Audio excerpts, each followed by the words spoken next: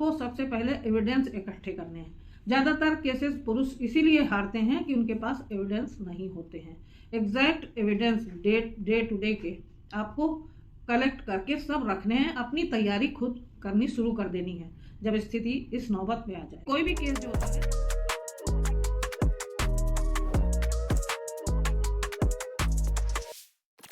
राधे राधे, स्वागत है आपका मेरे चैनल पर। कभी कभी ऐसा देखा जाता है कि कुछ स्त्रियां यानी कुछ महिलाएं, कुछ लड़कियां जिनकी शादी हो जाती है तो परिवार में हमेशा कलह का वातावरण बनाए रखती हैं। कोई काम ना करना, लड़ाई झगड़ा करने के मौके ढूंढना, अपनी जिम्मेदारियों को ना समझना, इधर उधर की खुराफात करना और निरंतर घर में कलह का माहौल बनाए रखती हैं। ऐसा उन लड़कियों के साथ ज़्यादातर होता है जो जिनका या तो फिर बिना मर्जी के उनके शादी हो जाती है, जो पहले शादी के पहले काफ़ी बिगड़ी हुई होती हैं, तो उनका घर में मन नहीं लगता, ऐसा मेरा मानना है। लेकिन ऐसा ज़रूरी नहीं है। तो इस तरीके की लड़कियां जो मौका ढूंढती हैं झगड़े लड़ाई का, एक दिन ऐसा आता है कि वो घर छोड़ के चलती बनती हैं। ऐसी स्थिति में होता ये है कि आप लगातार उनके पीछे परेशान रहते हैं और वो मज़े से अपने बॉयफ्रेंड के साथ या तो लिव इन में रहने लगती हैं या तो जाके अपने मायके में बैठ जाती हैं। तो होता क्या है कि जब वो लिव इन में रहने लगती हैं और उसका सर्टिफिकेट बनवा के, देखिए जब लिव इन में रहने जाते हैं लड़का लड़की स्त्री पुरुष जो भी है, तो वो अपनी सेफ्टी के लिए एक पुलिस सर्टिफिकेट बनवा लेते हैं और पुलिस के पास जमा कर देते हैं।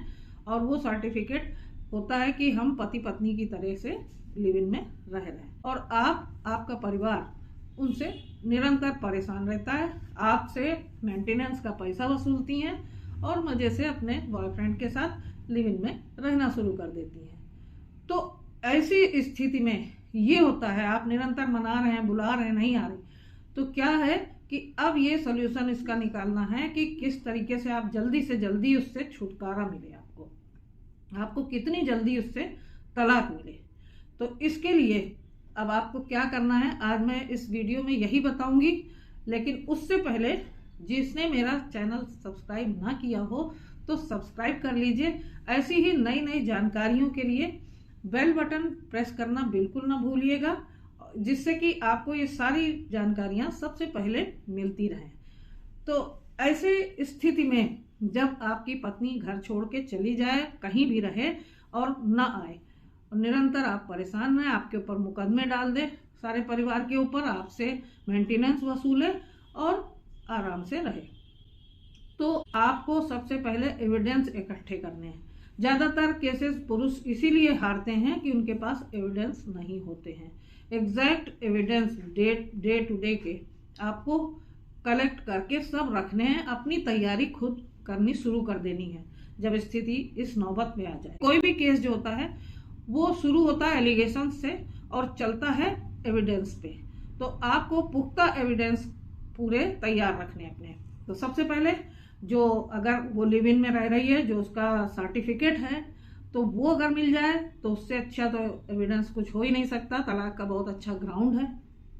दूसरे उसके फोटोग्राफ्स, उसके वीडियोस, उसकी जितनी भी इस तरीके की चीज़ें हैं, मैसेजेस वगैरह, वो सब आप सेव करके पूरा डेट वाइज बिल्कुल तैयार करके रखेंगे। इसके बाद जितने भी केसेस उसने किए हैं आपके परिवार के ऊपर, आपके ऊपर, उन सारे केसेस की सर्टिफाइड कॉपीज रखेंगे आप। और उसके बाद अगला स्टेप क्या होगा कि आप एक रजिस्टर्ड नोटिस अपनी पत्नी को भेजेंगे कि आप यहाँ वापस आ जाइए, इस घर में रहिए, प्रेम पूर्वक अपनी जिम्मेदारियों का निर्वहन कीजिए और आप सब परिवार के साथ रहिए। अब ये रजिस्टर्ड नोटिस उसको भेजेंगे तो उस नोटिस की फोटोकॉपी और उस रजिस्टर्ड नोटिस की रसीद और उसको बहुत संभाल के आप रख लेंगे।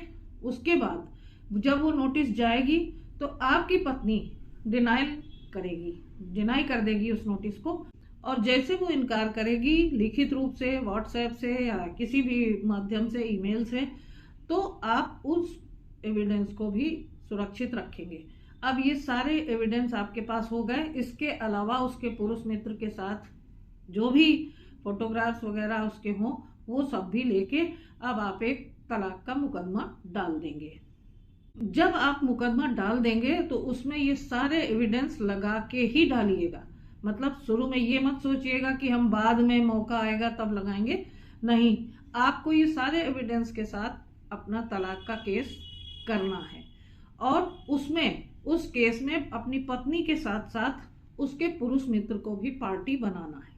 देखिए, जो कुछ भी गड़बड़ियां हो रही हैं, जो भी परेशानियां खड़ी हो रही हैं आपके परिवार में, वो उसके पुरुष मित्र के ही कारण हो रही हैं। और जिस तरीके से हर चीज से वो डिनाई करती है आपकी पत्नी, झूठ मूठ का आरोप लगाती है, वैसे ही अगर आप उसको पार्टी नहीं बनाएंगे उसके पुरुष मित्र को, तो वो उससे भी डिनाई कर जाएगी और फिर ये साबित करना आपके लिए बहुत मुश्किल हो जाएगा। और जब आप पार्टी बना लेंगे तो उस पुरुष मित्र को अदालत में आना भी पड़ेगा और जवाब भी देना पड़ेगा और इसके साथ साथ एविडेंस भी देनी पड़ेगी।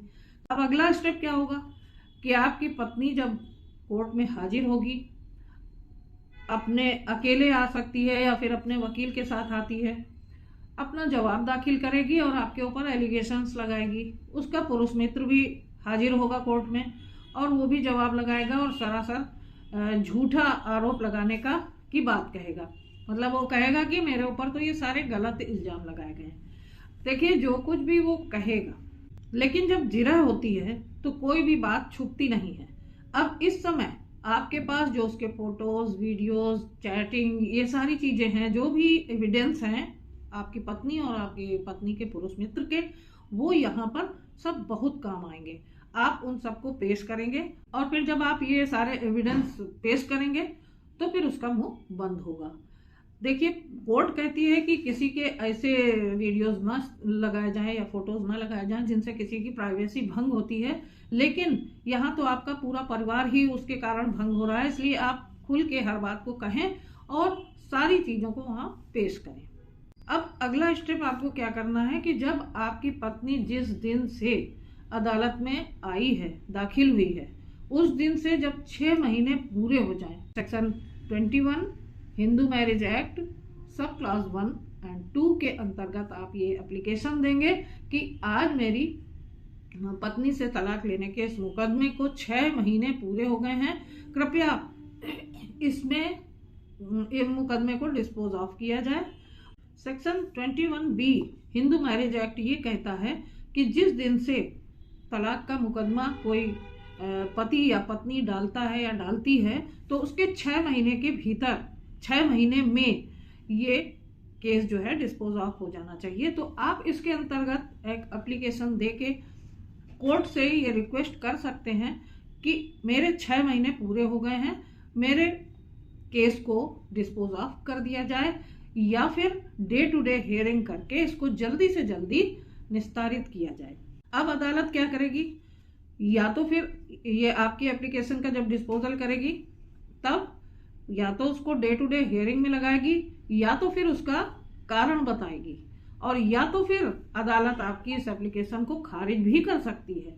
अगर अदालत आपकी एप्लीकेशन को खारिज कर देती है तो फिर आप उस पूरे जो आपने एप्लीकेशन दी है और यहाँ तक कि जो शुरू से जो केस चल रहा है, पूरा 6 महीने के ऑर्डर शीट्स की फोटोकॉपी आप ले लीजिए, सर्टिफाइड हो, और ये जो तलाक ये ऑर्डर हुआ है आपकी एप्लीकेशन का, जो डिस्पोजल हुआ है उसमें जो खारिज हो गई है, वो ऑर्डर, उसकी सर्टिफाइड कॉपी, अपनी एप्लीकेशन की सर्टिफाइड कॉपी, और ये सारे कागजात और सारी एविडेंस, और बल्कि शुरू से आखिरी तक जितना केस वहाँ 6 महीने चला है उस सब ऑर्डर शीट की फोटोकॉपी ले लीजिए और आप हाई कोर्ट चले जाइए।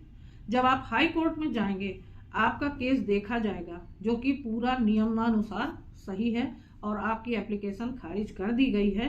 तो ऐसी स्थिति में हाई कोर्ट ये लोअर कोर्ट को डायरेक्शन देगा कि ये इस केस की डे टू डे हियरिंग की जाए और इसको जल्दी से जल्दी डिस्पोज ऑफ किया जाए।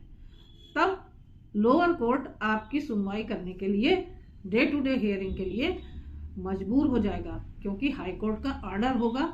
और ऐसी स्थिति में आपका केस 2-3 महीने में, और नहीं तो साल भर के अंदर, मतलब 6 महीने के बाद 2-3 महीने या तो फिर 4-5 महीने के अंदर, यानी साल भर के अंदर आपका केस डिसाइड हो जाएगा और आप आसानी से 1 साल में तलाक के केस से बाहर आ जाएंगे। हाई कोर्ट का एक मामला सेम इसी तरीके का है। वीरेंद्र कुमार पराशर बनाम सानू सिंह एंड अदर्स, इसमें भी बॉयफ्रेंड को पार्टी बनाया गया था। केस है आर्टिकल 227, नंबर है 11364/2024, डेटेड 19/9/2024। इसमें भी हाई कोर्ट के द्वारा लोअर कोर्ट को डायरेक्शन दिया गया डे टू डे हियरिंग का, और लड़की के बॉयफ्रेंड को भी पार्टी बनाया गया, और इस तरीके से 1 साल के भीतर वो केस डिस्पोज ऑफ हो गया और दोनों में तलाक हो गया, पति पत्नी में तलाक हो गया।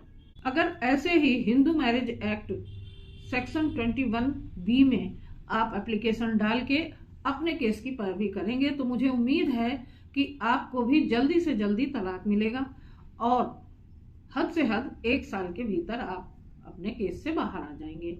आशा करती हूँ आपको मेरा ये वीडियो बहुत पसंद आया होगा और बहुत ही मददगार है आपके लिए। तो जल्दी से जल्दी मेरे चैनल को सब्सक्राइब कर लीजिए और शेयर कीजिए उनको जिन्हें इसकी ज़रूरत है। तो फिर मिलती हूँ अगले वीडियो में किसी नए केस या फिर नई जानकारी के साथ। तब तक के लिए आप सभी को मेरा राधे राधे।